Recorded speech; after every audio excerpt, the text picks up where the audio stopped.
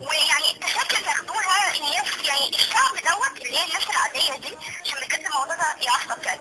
الناس العاديين هم دول الحق انهم يروحوا يشجعوا المنتخب.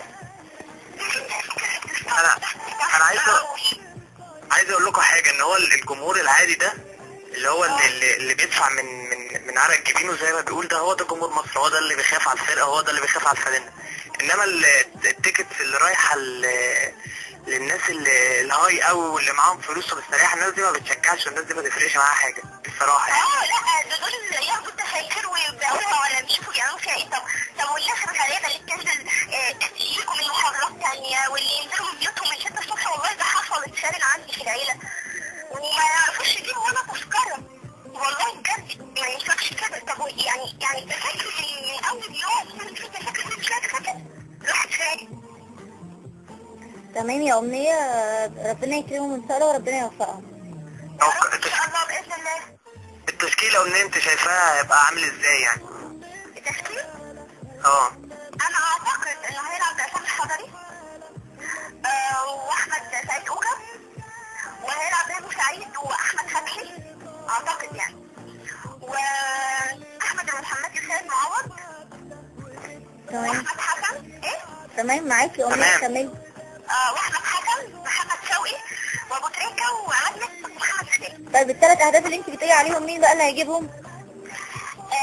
اعتقد ابو تريكه يجي، فيدان، ويعني ممكن احمد حسن كده في واحد. ماشي يا أمنية، ربنا يكرمهم إن شاء الله يوفقهم، ونستنى اتصالك كل حلقة يا أمنية، وإن شاء الله الحلقة الجاية تكون كلها فرحة بمنتخب مصر. يا رب يا ليل ان شاء الله باذن الله. ماشي يا أمنية. متشكرين يا أمنية. متشكرين طبعا على اتصال أمنية.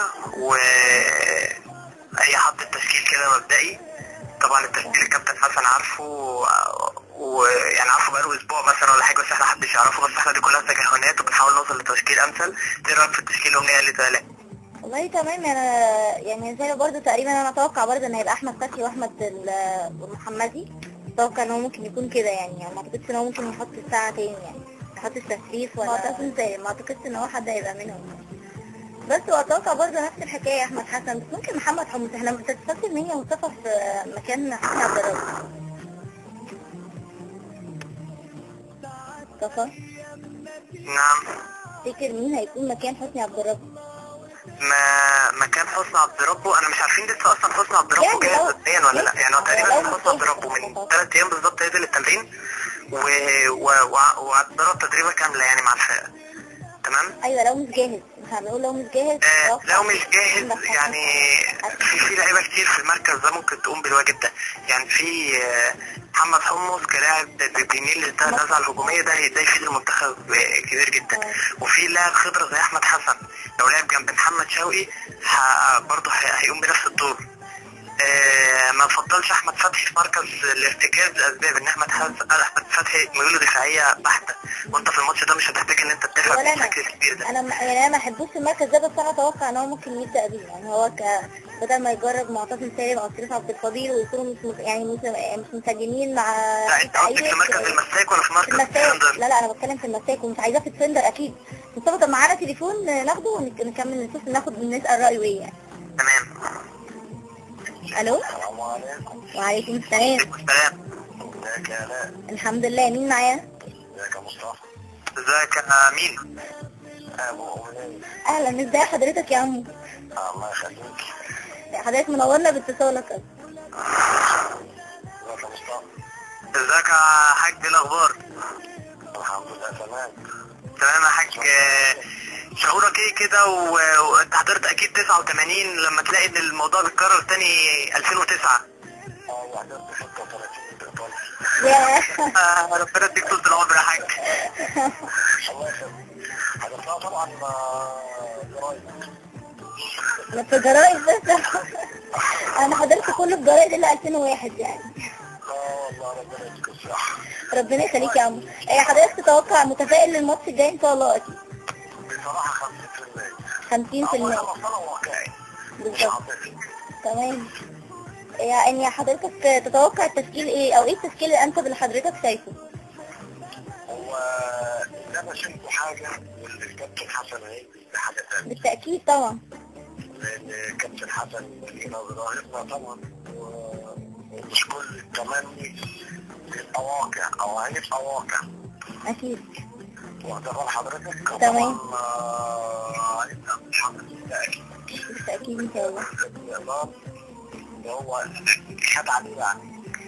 واخده بال حضرتك؟ تمام مع حضرتك. وعبد الظاهر هيخليه احتياطي على مخاطره. يعني مش هيبدا احمد محمد شكراي، وشايف معاه وفاق وهيلعب كوكا ومعين سعيد. تمام. ده الاربعه دول. الاحتمال يعمل بركات كعاصف في النص على اليمين. لما يعتذر كلاعب حر احتمال يعملها، ومع احمد حسن على اساس يعوض او محمد شوقي مكان حسن عبد الرب حادث. وانا عايز اقول لك حاجه، حسن عبد ربه بقاله كده 3 تدريبات بيشارك بصفه مستمره، واللعيب بحاله جيده، ومن الممكن ان احنا نلاقيه مفاجاه في المباراه اللي جايه يعني.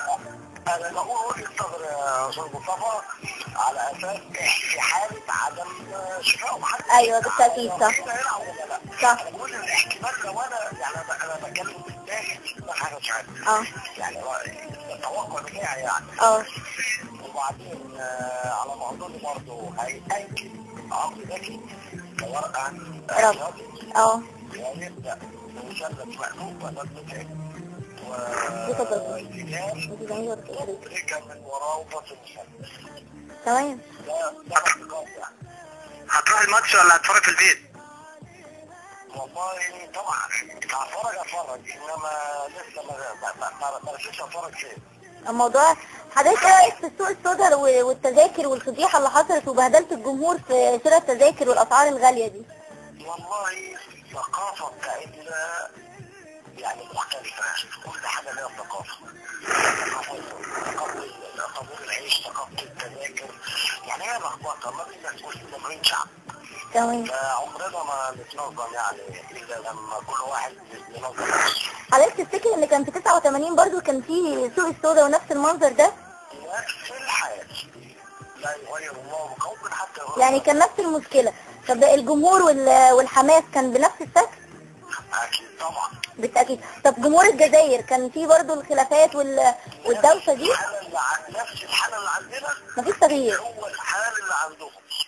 طب وايه رايك في المشادات اللي بتحصل ما بين الاعلاميين بينهم وبين بعض، ما بين الكابتن احمد شوبير والكابتن خالد الغندور؟